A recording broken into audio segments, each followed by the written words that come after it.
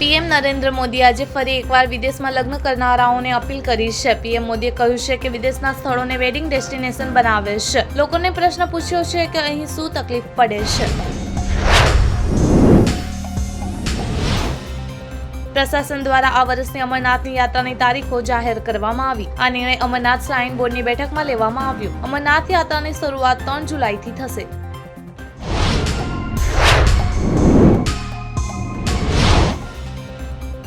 સુરેન્દ્રનગર જિલ્લાના થાનમાં મગફળીના ગોદામમાં ભીષણ આગ લાગી હતી. આ આગમાં 50,000 કિલોથી વધુ મગફળી બળીને રાખ થઈ ગઈ હતી.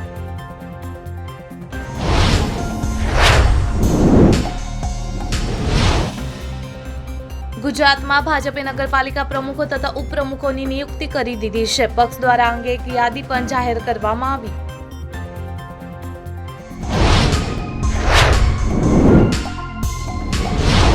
ઓડિશામાં એક ભ્રષ્ટ અધિકારીને ત્યાં વિજિલન્સ વિભાગે દરોડા પાડ્યા, જેમાં 2000ની નોટો સહિત મોટી માત્રામાં રોકડ રકમ અને સોના ચાંદીનો ખજાનો મળી આવ્યો છે. આ સાથે મિલકત સંબંધિત દસ્તાવેજો પણ મળી આવ્યા હતા.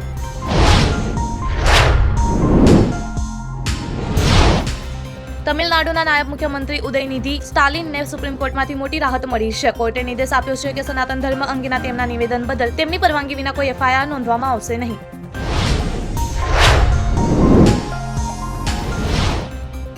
ભારતના વિદેશ મંત્રીએ કહ્યું કે કાશ્મીરમાં હવે કોઈપણ પ્રકારના સામાજિક અન્યાય માટે કોઈ સ્થાન નથી. અમે કાશ્મીર મુદ્દાને સંપૂર્ણપણે ઉકેલી લીધો છે.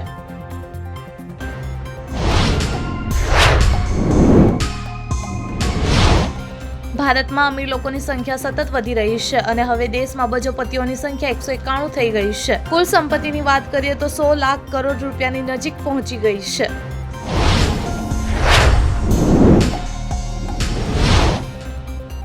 તાજેતરમાં કેટરીના કૈફ તેના મિત્રના લગ્નમાં ગઈ હતી, જ્યાં તેણે તેની ગર્લ ગેંગ સાથે પ્રખ્યાત ગીત સસુરાલ ગેંડા ફૂલ પર ખાસ ડાન્સ પરફોર્મન્સ આપ્યું હતું.